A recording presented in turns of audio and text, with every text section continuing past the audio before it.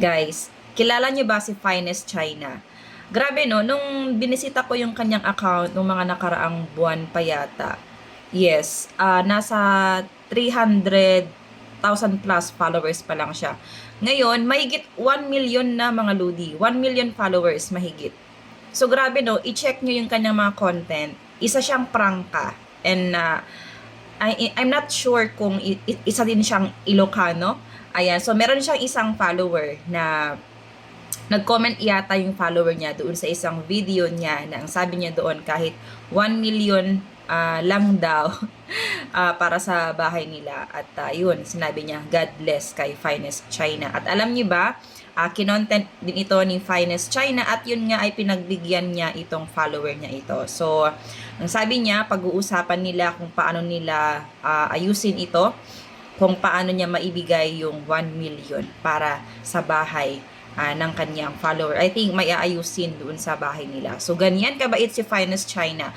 Ayan, so sa mga hindi pa nakakakilala sa kanya, i-search nyo siya. Grabe no, ang bilis tumaas ng kanyang followers. 1 million, grabe, 1 million. 1 million ang pinag-uusapan dito mga lodi. Kaya niyang ibigay yon sa kanyang follower. Kasi kung, sa mga napapanood ko, sa mga ibang content creator na sinasabi nila sa isang buwan nakakagastos si Finest China ng mga ilang milyon.